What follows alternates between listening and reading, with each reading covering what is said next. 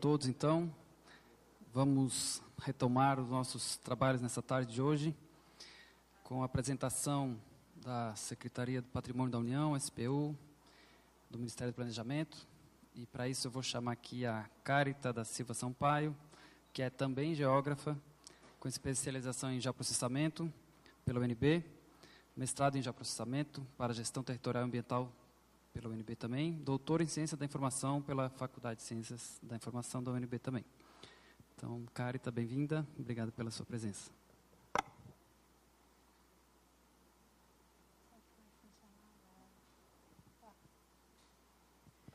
Vou subir aqui porque eu sou um pouco menor. Bom, boa tarde a todos. Eu falo aqui em nome da Secretaria do Patrimônio da União. Vou fazer uma contextualização só para aqueles que ainda não conhecem a Secretaria, que cuida basicamente de imóveis federais da administração pública, né? E o que é esse cuidar? Não necessariamente do ponto de vista da propriedade, mas do uso desses imóveis, e principalmente da contabilidade deles. Atualmente, eu sou coordenadora geral dessa coordenação aqui de gestão de cadastro e informação geoespacial, que também é uma novidade no SPU, apesar de ser um órgão tão antigo. A gente, muito recentemente, vem trabalhando com o dado geoespacial e, principalmente, com geotecnologias. Bom, a Secretaria do Patrimônio da União ela é uma das 9 secretarias do Ministério do Planejamento, que, vez ou outra, muda de nome. Já foi Orçamento e Gestão, atualmente ele é Desenvolvimento e Gestão. Então, nós somos uma secretaria finalística, né? A nossa missão, principalmente aqui, é fazer a gestão desse patrimônio imobiliário, principalmente da União, tá? A gestão direta, ou seja, adquirir, manter, reformar, destinar, fiscalizar, são só para carteira de imóveis diretamente da União. Agora, tem uma carteira da Administração Pública Federal, que são as autarquias e fundações federais, as universidades, o IBAMA, a autarquia, qualquer autarquia federal, o INCRA, todo o patrimônio, as forças militares também, todo o patrimônio imobiliário afeto à Administração Pública Federal, tem que ser contabilizado dentro do Balanço Geral da União. Então, a SPU é esse órgão que faz a junção dessa contabilização e informa ao BGU, que atualmente, aqui em números de 2017, chegava aqui a 275 bilhões, aqui está em dólares. Do ponto de vista do negócio da gente, né, a gente tem uma carteira em 2017 que alcançava 620 mil imóveis cadastrados, do ponto de vista dos dominiais, que são esses diretamente da União. Então, particulares que têm imóveis lá nos terrenos de marinha ou em terrenos marginais de rios federais, eles são imóveis dominiais. E os imóveis de uso especial, que a gente conhece como os prédios públicos da Administração Pública Federal, são em torno de 45 mil imóveis.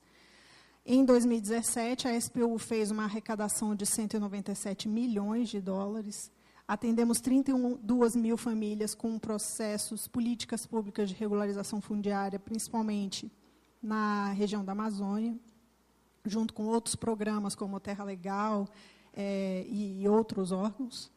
Incorporamos mais de 17 mil imóveis e fizemos esse repasse aos municípios, numa legislação recente também, onde a gente tem parte dessa arrecadação da SPU repassada diretamente aos municípios. Bom, isso tudo para dizer assim, a SPU está presente em todas as unidades da federação, e esse aqui foi o primeiro trabalho que, inclusive, eu mostrei no último FosfoGIS, que foi em 2016. A SPU, pela primeira vez, geocodificou os endereços daquela carteira de imóveis de 600, mais de quase 700 mil imóveis. Então, a gente tem aqui, por UF, os clusters, muito parecido com o trabalho que o Diego Moreira mostrou hoje, a gente fez, mas usando um software proprietário da ESRI e um software do Google também, que faz geocodificação. Então, a gente usou os algoritmos dessas ferramentas pré-existentes E chegamos em 2016 com essa geocodificação. E agora a gente está atualizando os imóveis de 2017 que não fizemos. Essa ferramenta está no ar do ponto de vista de gestão e a gente está usando ela para qualificação de dados. Então, o posicionamento desses pontos, em função dos nossos endereços, ainda é muito ruim.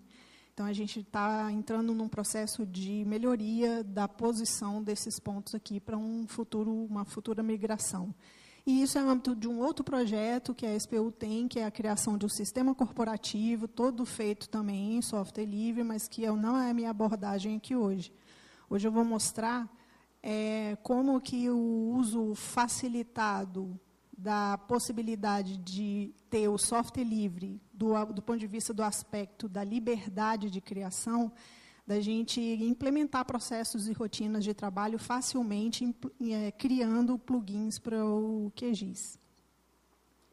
Então, aquela geocodificação não é cartografia e, muito menos, chega a ser, posso chamar de geoinformação. É o início de um trabalho de criação da geoinformação. Mas a SPU tem essa quantidade de recursos cartográficos aqui, que estão engavetados e que a gente tem um trabalho de catalogação de metadados e de conversão desses dados, com o objetivo, então, de compartilhá-los. Então, para isso, a SPU também criou uma IDE, tem uma infraestrutura de dados, onde a gente cataloga e está entrando no trabalho de converter esses dados.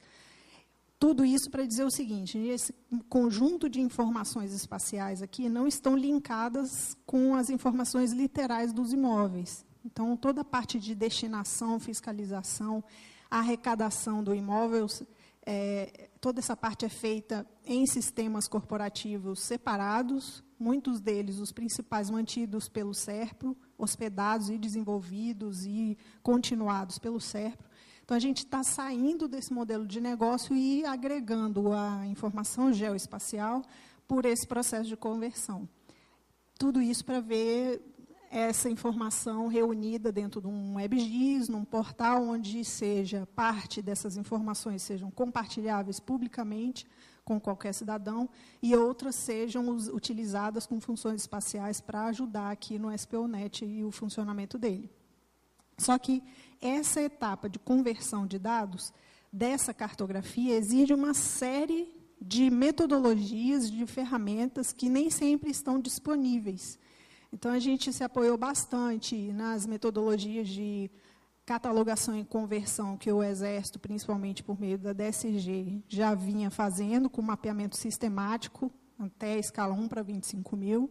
Nós tivemos que avançar e revisitar essas metodologias e criar ferramentas para essa conversão para a nossa escala cartográfica, que é da ordem de 1 para 2 mil.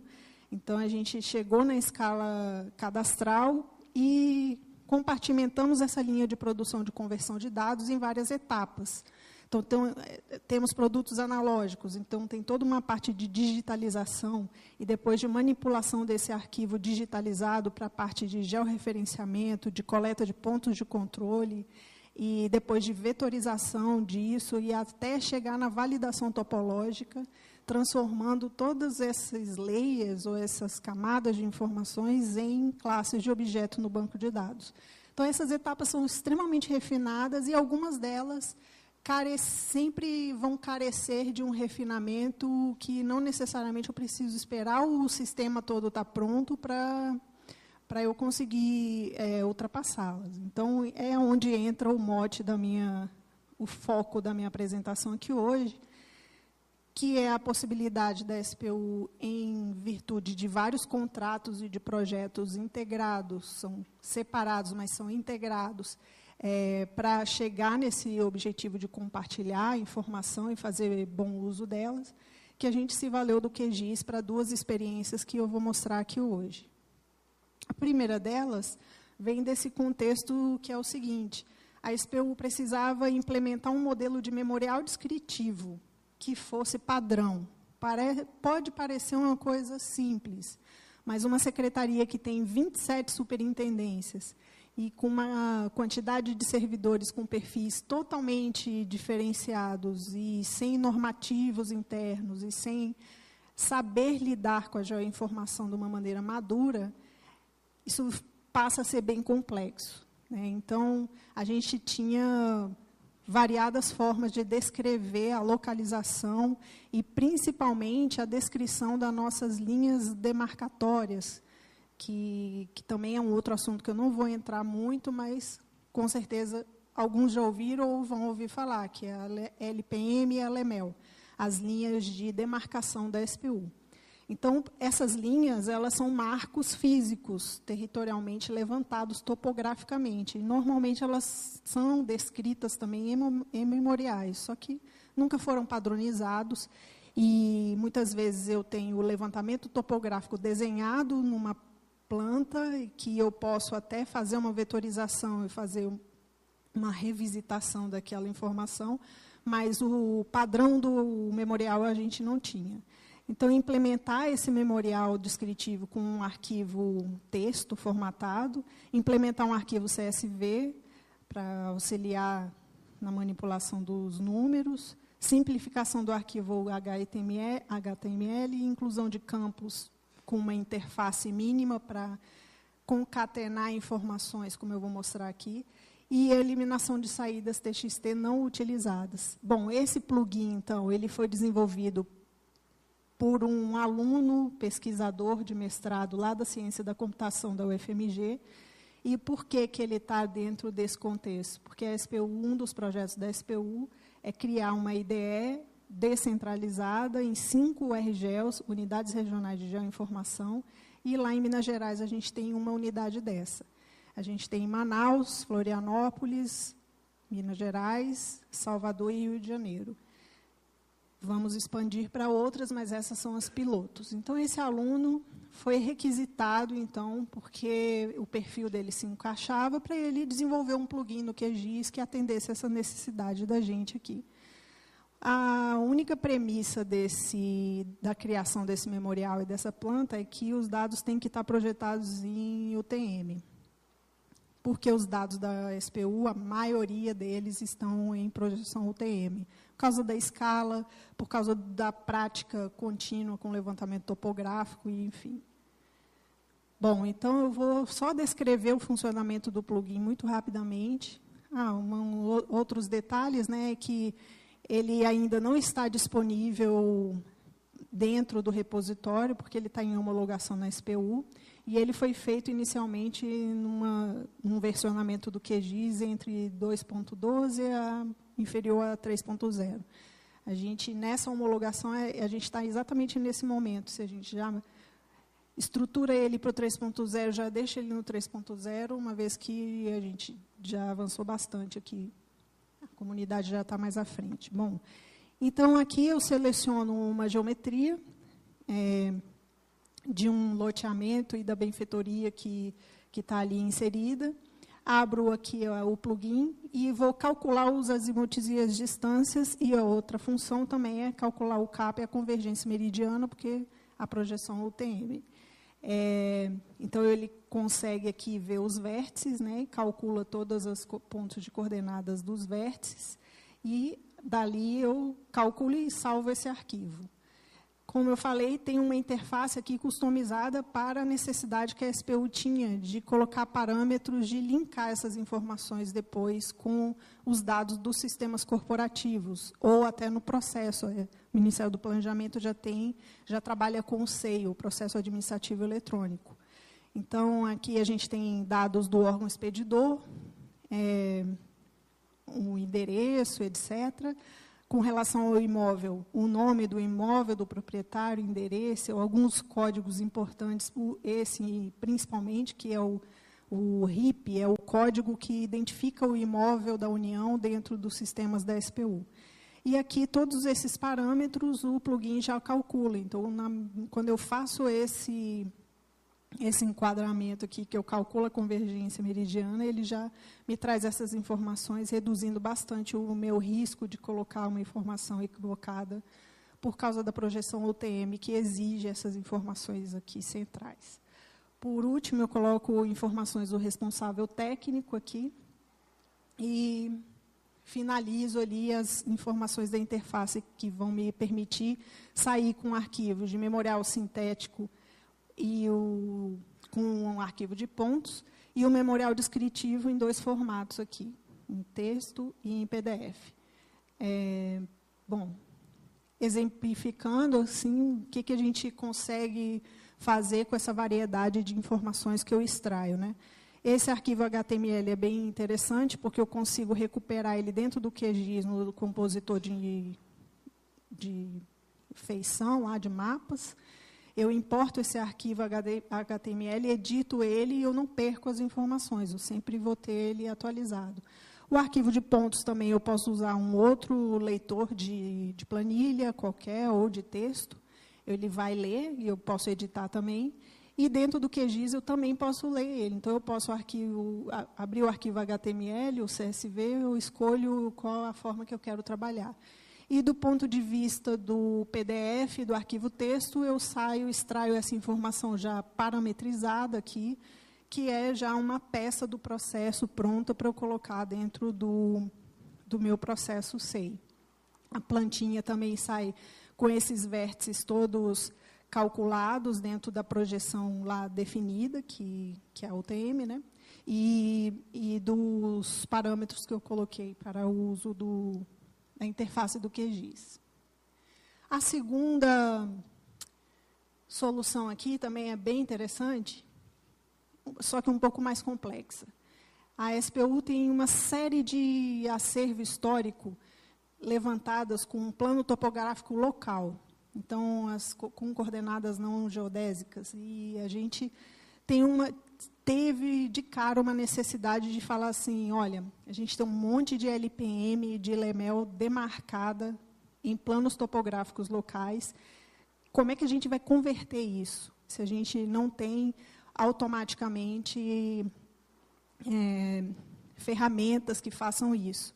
E aí, dentro de outro projeto da SPU, que é uma consultoria com a pessoa que esteve aqui hoje de manhã, o Diego Moreira, ele é nosso consultor na SPU também, dentro de um projeto para ele definir uma arquitetura da geoinformação, que envolve scripts também para a gente fazer mosaicos de rasters, de imagens raster, de fazer mapeamento de fluxo de processo de gerenciamento da produção cartográfica.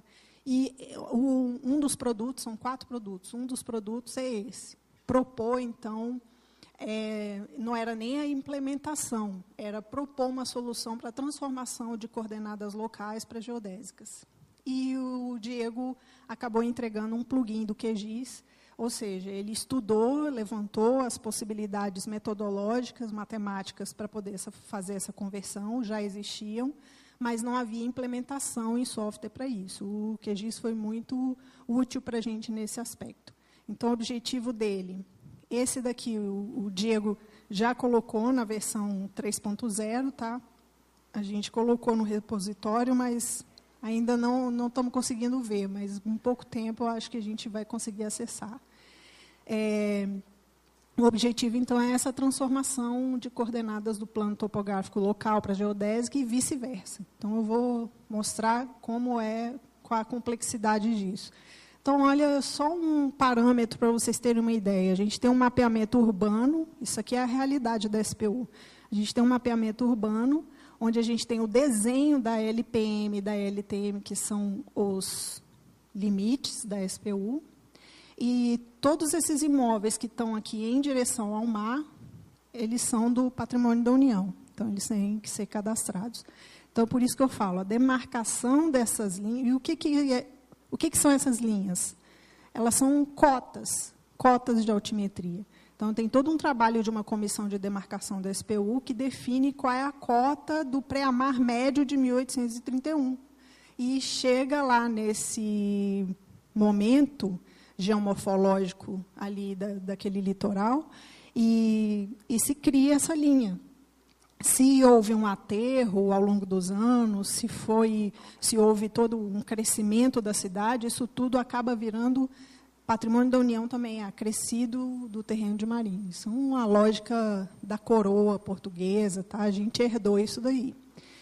E olha a complexidade, então. Isso é uma planta real, lá do Rio Grande do Sul, onde a gente não tem informação nem de sistema de coordenadas, nem das locais, nem de um sistema de coordenadas locais.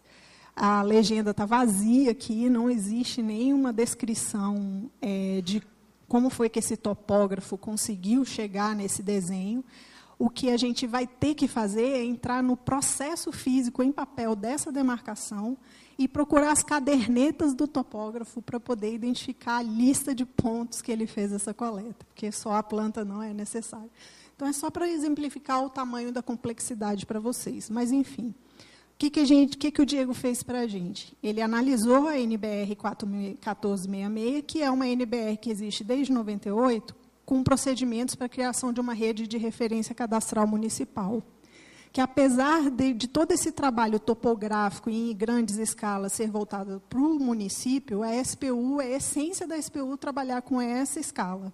Então, é um órgão federal bem diferenciado por isso. O Ministério das Cidades, o Ministério do Meio Ambiente, o Ministério da Integração Nacional trabalha com escalas regionais e escalas pequenas, para fazer gestão do território de um país continental como esse. A SPU não, tem que trabalhar na escala cadastral, tem que chegar com a lupa lá no território. Isso é uma coisa bem complicada. Então, o Diego analisou a NBR e ele fez uma criação, adaptação da fórmula para a transformação dessas coordenadas e implementou o código do ponto de vista mais complexo, se comparado com o método de rotações e translações. Por quê? Aqui envolve toda a altimetria levantada no trabalho de campo. Aqui, a formulação não usa os parâmetros de altitude, porque ele vincula com as alturas elipsoidais aqui das coordenadas geodésicas. Então, não preciso me preocupar com as medidas de altitude coletadas em campo. Bom, o que ele fez, então? Para ambos os métodos, foram utilizados dados desse artigo aqui, apresentado nesse terceiro simpósio de ciências geodésicas. E aí, o que aconteceu? Ele criou o GEO2 local, com essa interface super simples, mas que ela tem toda a formulação dos dois métodos implementados aqui por trás dela, onde você entra com parâmetros de longitude, latitude e altitude para o plano topográfico local, o ΔX e o ΔY de origem, ou seja, para um plano topográfico local, eu tenho que ter minimamente meu ponto de origem. E o elipsoide de referência. Aqui, na direção, eu escolho o método, então eu posso escolher ou a NBR ou o método de rotação e translação, e a direção, se eu quero ir do topográfico local para o geodésico ou vice-versa. Bom, aí aqui eu trago o meu arquivo de entrada e vou obter um arquivo de saída com as coordenadas convertidas. Bom, o que o Diego conseguiu verificar? Que no artigo onde as professoras lá do Paraná testaram os dois métodos sem uma implementação de código, ele chegou nos mesmos resultados, o plugin deu o mesmo resultado da conversão que elas fizeram. Ou seja, o plugin está testado para o caso que a gente precisa. O que é complexo para a SPU, como eu falei, é a gente vasculhar as nossas gavetas e tirar aqui das nossas entranhas essas informações, mas assim que a gente obtém a lista de coordenadas, a gente consegue chegar nesse resultado e passar para as próximas etapas de conversão, que é materializar a LPM num sistema de coordenadas e numa referência geodésica, e daí por diante seguir e recuperar essa informação. Então, acho que por hoje era essa contribuição que a gente tinha, e agradeço ao George o convite. A SPU está sempre disponível aqui para compartilhar as boas práticas com geoinformação e principalmente em software livre. Obrigada.